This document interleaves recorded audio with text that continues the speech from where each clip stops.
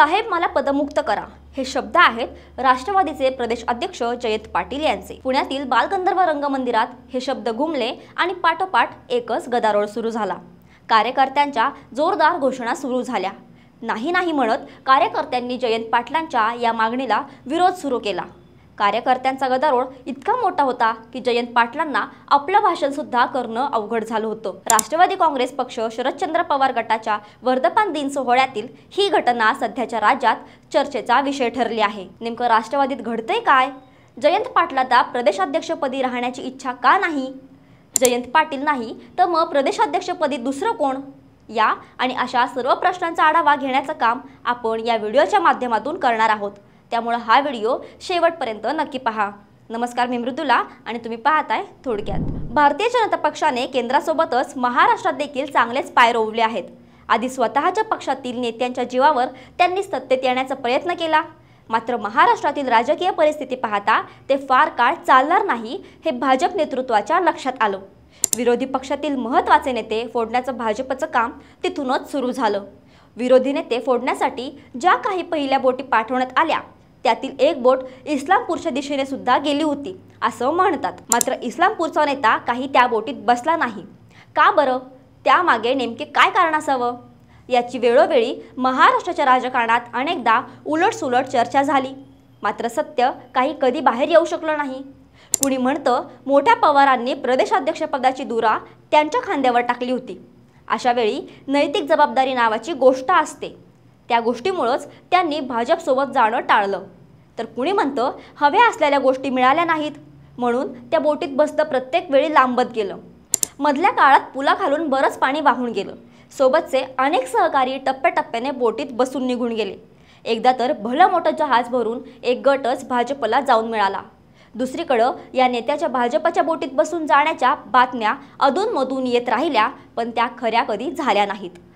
जयंत राजाराम पाटील हे त्या नेत्याचं नाव। राष्ट्रवादी काँग्रेसच्या वर्धापन दिनाच्या कार्यक्रमात जयंत पाटलांनी प्रदेशाध्यक्षपदावरून पाय उतर होण्याची इच्छा व्यक्त केली आणि त्यामुळे काही नव्या चर्चा सुरू झाल्या। पहिली चर्चा अर्थातच जयंत पाटील यांच्या भाजपसोबत जाण्याची, तर दुसरी चर्चा झाली ती राष्ट्रवादीचा नवा प्रदेशाध्यक्ष कोण।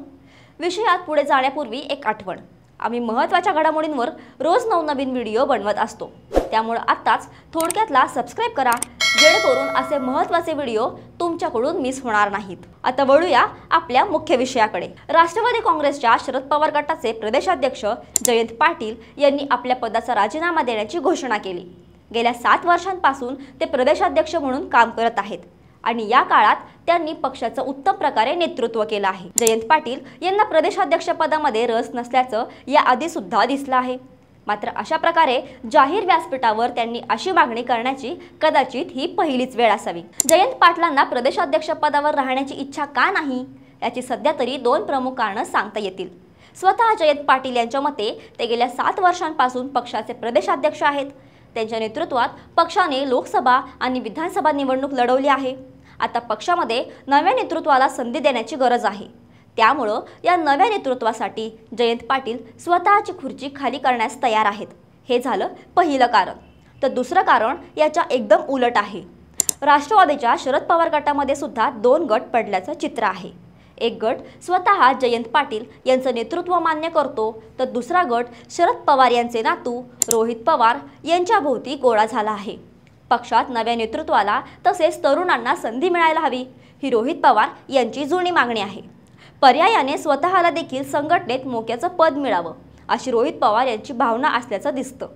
त्यातून पक्षाच्या दोनही गटांमध्ये कुरबुरी सुरू असतात। जयंत पाटील आणि रोहित पवार यांचे गट एकमेकांवर कुरघोडी करण्याची एकही संधी सोडत नाहीत। त्यातून जयंत पाटील यांना पाय उतर केलं जावं यासाठी रोहित पवार यांचा गट कायम प्रयत्नशील असतो। त्यामुळेच जयंत पाटील स्वतः पक्षाची धुरा सोडायला तयार झाले आहेत। असं असलं तरी स्वतः शरद पवार यांचा विश्वास जयंत पाटील यांच्या बाजूने आहे। त्यांच्या कन्या सुप्रिया सुळे यांचा सुद्धा पाठिंबा जयंत पाटील यांना असल्याचं दिसतं। अशा परिस्थितीत रोहित पवार यांची बाजू कमकुवत वाटत असली तरी स्वतः जयंत पाटलांना प्रदेशाध्यक्षपदामध्ये रस उरला नसल्याचं दिसत आहे। त्यांची आता पदावर राहण्याची इच्छा राहिलेली नाही। तुर्तास तरी शरद पवार यांनी जयंत पाटील यांचे हे मनसुबे हाणून पाडल्याचं दिसतंय। त्यांनी प्रदेशाध्यक्षबद्दलला जाणार नसल्याचं स्पष्ट सांगून टाकलं आहे। येत्या स्थानिक स्वराज्य संस्थेच्या निवडणुका या जयंत पाटील यांच्या नेतृत्वाखालीच लढल्या जातील हे शरद पवार यांनी स्पष्ट केलं आहे। संघटनेच्या स्थानिक पातळ्यांवर मात्र मोठ्या प्रमाणात तरुण चेहऱ्यांना संधी दिली जाईल हेही त्यांनी स्पष्ट केलं आहे। अशा परिस्थितीत जयंत पाटील यांचा राजीनामा होणार नसला तरी नव्या प्रदेशाध्यक्षांच्या चर्चा मात्र जोरात सुरू झाल्या आहेत। राजकारणात कधी काय होईल सांगता येत नाही, त्यामुळं जयंत पाटील केव्हा पदावरून बाजूला होतील आणि केव्हा नवा प्रदेशाध्यक्ष शरद पवार यांच्या राष्ट्रवादीची धुरा हाती घेईल हेही तितकं नेमकेपणानं कोणी सांगू शकत नाही। त्यामुळे प्रदेशाध्यक्ष बदलाच्या या चर्चांसोबत नव्या नावांची सुद्धा जोरदार चर्चा होताना दिसत आहे। जयंत पाटील यांनी राजीनामा दिलाच तर कोण राष्ट्रवादीचा प्रदेशाध्यक्ष होणार, यामध्ये प्रामुख्याने 3 नावांची चर्चा होताना दिसत आहे। सर्वात पहिलं नाव आहे शशिकांत शिंदे यांचं। माजी मंत्री राहिलेले शशिकांत शिंदे शरद पवार यांच्या अत्यंत जवळचे आणि विश्वासू म्हणून ओळखले जातात। पक्षाच्या अडचणीच्या काळात त्यांनी पक्षाची साथ अजिबात सोडली नाही। पक्ष संघटनेत काम करण्याचा त्यांचा अनुभव दांडगा आहे, त्यामुळे पहिल्या क्रमांकावर त्यांच्या नावाची चर्चा आहे। दुसरं नाव आहे ते माजी आरोग्य मंत्री राजेश टोपे यांचं। राजेश टोपे यांचं नाव ऐकलं की कोरोना काळाची आठवण झाल्याशिवाय राहत नाही। कोरोना काळात अत्यंत चांगलं काम केल्यामुळं राजेश टोपे यांना संपूर्ण महाराष्ट्र ओळखतो। ही पुण्याई त्यांना राजकीय स्वरूपात मिळताना दिसत आहे। त्यांची चांगली प्रतिमा पक्षासाठी फायद्याची ठरू शकते, त्यामुळे दुसऱ्या क्रमांकावर राजेश टोपे यांच्या नावाचा विचार होताना दिसत आहे। तिसऱ्या नावाबद्दल बोलायचं झालं तर हे नाव अत्यंत सरप्रायझिंग ठरावं असं आहे। राष्ट्रवादीची मुलूक मैदानी तोफ म्हणून त्यांची ओळख आहे। आपल्या संभाजीराजांच्या भूमिकेमुळे लोकप्रिय झालेले खासदार अमोल कोल्हे। अमोल कोल्हे तुलनेनं नवखे आहेत। संघटनेतील कामाचा त्यांना फारसा अनुभव नाही, मात्र अडचणीच्या काळात त्यांनी सुद्धा पक्षाची साथ सोडली नाही। आपल्या वक्तृत्वाच्या जोरावर लोकसभा आणि विधानसभा निवडणुकीत त्यांनी सभा दणाणून सोडल्या। जबरदस्त वक्तृत्वामुळेच महाराष्ट्रातील जनमानसांमध्ये लोकप्रिय आहेत। तसेच आता दुसऱ्या खासदारकीच्या टर्ममध्ये सुद्धा ते चांगली छाप उमटवताना दिसत आहेत। तरुणांना खरंच संधी द्यायची असेल तर अमोल कोल्हेंसारखं नाव नाही, त्यामुळे राष्ट्रवादीच्या प्रदेशाध्यक्षपदाच्या शर्यतीत त्यांचं सुद्धा नाव घेतलं जातंय। अशा सगळ्या चर्चा असल्या तरी यामध्ये शरद पवार यांची भूमिका अत्यंत महत्त्वाची आहे। शरद पवार यांच्या राजकीय डावपेचांवर कोणी शंका घेण्याचं अजिबात कारण नाही, त्यामुळं याबाबत ते स्वतः काय निर्णय घेणार यावरच साऱ्या घडामोडी अवलंबून असणार आहेत। याआधी आपण मुंबईच्या यशवंतराव चव्हाण सेंटरमध्ये सुद्धा पाहिलं होतं, शरद पवार यांनी अध्यक्षपद सोडण्याची घोषणा केली होती, तेव्हा चांगलाच गदारोळ झाला होता। अजित पवार यांच्या नेतृत्वाखालील गट या निर्णयाचं समर्थन करत होता, तर दुसरा गट पवारांच्या निर्णयाला विरोध करत होता। कार्यकर्त्यांच्या आग्रहापुढे शरद पवारांना अखेर आपला निर्णय मागे घ्यावा लागला होता। पुढे याची परिणती राष्ट्रवादीच्या फुटीच्या रूपाने आपल्याला पाहायला मिळाली। बालगंधर्व रंगमंदिरात सुद्धा असंच काहीसं चित्र पाहायला मिळालं। जयंत पाटलांनी पद उतर होण्याची इच्छा व्यक्त केली, त्याला कार्यकर्त्यांनी विरोध केला।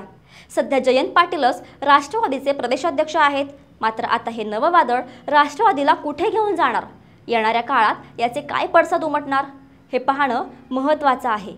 येणारा काळ या साऱ्या गोष्टी स्पष्ट करेलच।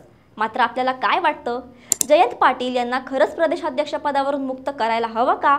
आणि जर उत्तर हो असेल तर राष्ट्रवादीचा नवा प्रदेशाध्यक्ष कोण असायला हवा? तुमचं उत्तर कमेंटमध्ये नक्की सांगा, कारण त्यामुळे महाराष्ट्राच्या मनात नेमकं चाललंय काय हे कळायला मदत होईल। हा व्हिडिओ तुम्हाला आवडला असेल तर लाईक करा, आपल्या मित्रांसोबत शेअर करा आणि अशाच राजकीय विश्लेषणांसाठी आपल्या चॅनलला सबस्क्राईब करायला विसरू नका। शिवाय बेल आयकॉन दाबा, जेणेकरून तुम्हाला नवनवीन व्हिडिओचे नोटिफिकेशन्स सर्वात आधी मिळतील।